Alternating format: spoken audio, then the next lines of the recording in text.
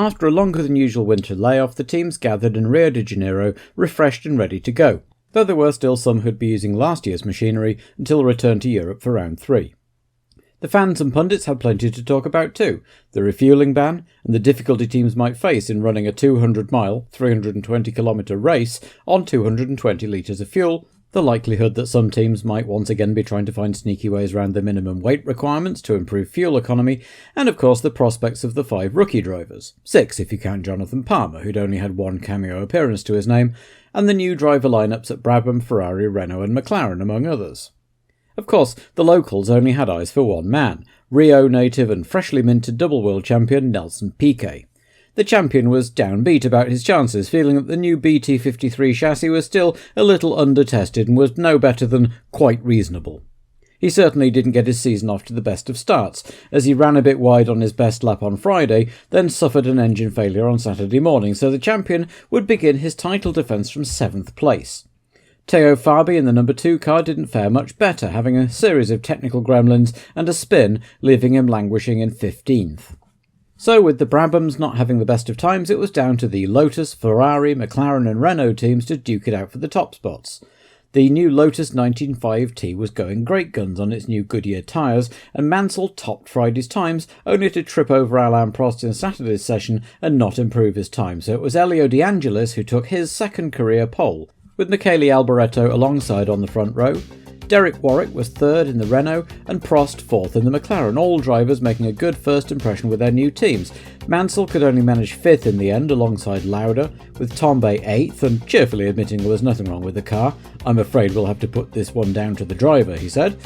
The Williams-Honda combination struggled with understeer and could only manage 9th and 13th, while of the new boys the much-touted Senna was top of the pile in 17th, Brundle 19th, Hesnault 20th, Bellof 23rd, Alliot 26th and Palmer the sole non-qualifier.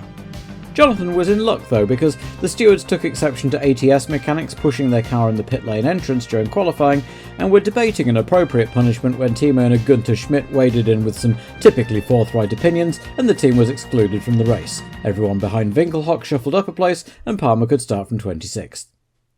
The Rio heat, though not as bad as in some years, saw teams taking different tacks to try and minimise evaporation of the fuel. McLaren shrouded their cars in metal foil as they sat on the grid, while Lotus and Renault had refrigeration rigs to cool the fuel to almost freezing point, which also condensed its volume slightly, allowing them to fit more fuel into the regulation-sized tank.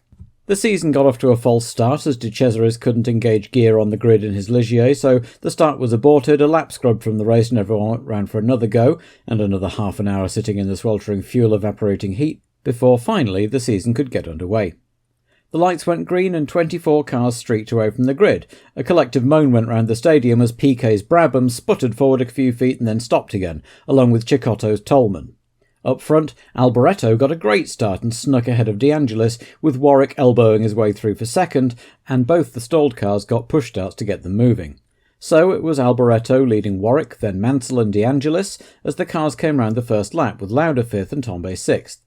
The leading pair were already pulling away from the two Loti by the end of the lap, while Lauda was charging, passing both black cars in pretty short order on lap 2 and quickly setting off in pursuit of Warwick. The Loti were obviously holding up the cars behind them, and there was some intense jockeying for position, with Tombe, Arnoux, a slow-starting Prost and Rosberg all queuing up behind, with old rivals Arnoux and Prost having a terrific scrap over 6th. Tombe was past De Angelis on the next lap, followed by Arnoux and Prost in the following laps, and the queue began forming anew behind Mansell. By now it was lap 5, with Alboreto leading Warwick by about 4 seconds, with Lauda another 7 seconds behind the Renault, but closing fast. Piercarlo Ghinzani brought his Azella in with something wrong, but was sent out again, so it fell to Ayrton Senna to record the first retirement of the year with a turbo failure on lap 9, just as Prost finally got past Arnoux. On lap 10, Lauda had caught Warwick and got past, banging wheels with the Renault as he went, and had the leading Ferrari of Alboreto about 6 seconds ahead by now in his sights. The second retirement was another rookie, with Stefan Bellof breaking his throttle cable, while the Lauda-Warwick scrap was mirrored further back, with Prost harassing Tombe for 4th. Piquet was also slowly picking his way back up the field. While the Brazilian director was watching him, Alboreto's car suddenly snapped out under braking as he came round the right-hander to complete lap 12. It looked like a simple driver error, and he got the car going and rejoined third, only for it to spin out again the next time he braked. Limping round to the pits to retire, it turned out that the front right brake caliper had sheared a bolt and lost all its brake fluid. So Niki Lauda led a race for the first time since Brands Hatch 1982, with a lead of about 3 seconds over Warwick, who was back in second place once more. Mansell was third, 7 seconds behind Warwick, but Prost was bearing down on him, having got past Tombe, while Piquet was now up to 10th and sizing up Eddie Cheever's Alfa Romeo. Once he got past the American, the next target was his new teammate Teo Fabi, so that might prove an interesting indication of dynamics within the team. Lap 16 saw Prost pass Mansell for third, and after that the race settled down a little, allowing the cameras to focus once more on local hero Piquet's progress, as he disposed of Fabi for ninth with no drama, with Rosberg still understeering Williams Honda next on his agenda. There was a trickle of retirements too to provide a diversion, as well as Senna, Bellof and Alboreto. The distributor in Mauro Baldi's Soul Spirit had packed up, as had Jack Lafitte's Electrics and Johnny Cicotto's Turbo. Not good news for the Toleman team, both of whose cars had the same problem. Prost caught Warwick and went second on lap 23, putting the McLarens first and second, but the tyre stop window was fast approaching, which could put the cat among the pigeons again. Tombe was first in from 5th place in his Renault, followed on lap 29 by Warwick, stopping from third and exiting without losing position, so now all would hinge on the McLaren stops and whether Warwick could get the hammer down and make the most of his early stop. Arnoux Ferrari turned into an impromptu barbecue as Piquet got past Rosberg and into the points, then immediately pitted, and then it all went wrong for Brabham.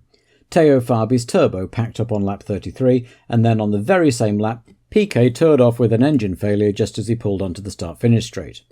All of which meant that on lap 35, Lauda led Prost by 7 seconds, both McLaren still having yet to pit, with Warwick 27 seconds behind and looking good to take the lead when they did.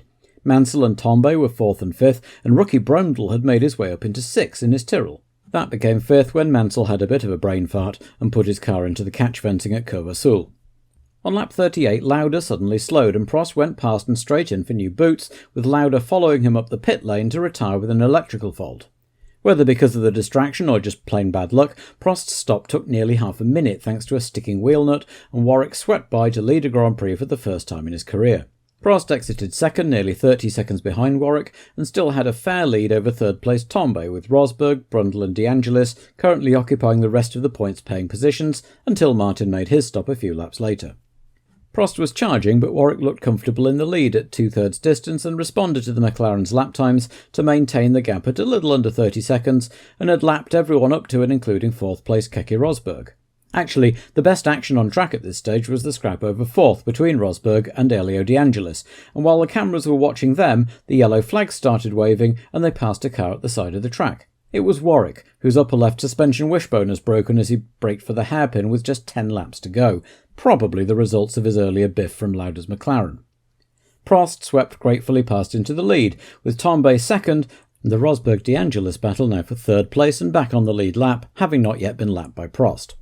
Tombe was starting to lose ground rapidly, and Rosberg managed to lose De Angelis and reel in the Renault, going past a few laps from the end. Given the understeer problems Keke and Jacques had both been complaining of all weekend, that was somewhat surprising, but the answer was given on the very last lap when Tombe pulled over out of fuel as Prost finished off the lap to win on his McLaren debut.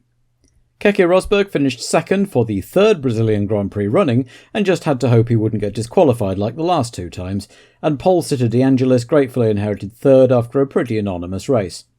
Eddie Cheever brought his Alfa Romeo home 4th, Brundle scored 2 points on his debut in 5th, and Tombe was classified 6th, much to the chagrin of Thierry Boutsen, who added yet another 7th place to his score. Sura and Palmer were the last 2 cars running, 2 and 3 laps behind respectively, but running nonetheless. So, first blood to Prost and McLaren, and the Brabham, Ferrari and Renault teams all having had pretty bad weekends to a greater or lesser extent. While Renault put Tombe's retirement down to a fault in the fuel injection system, it was whispered that most cars had finished the race running almost on fumes, except Prost's McLaren, which had plenty left in the tank. If that was true, the season could get quite interesting.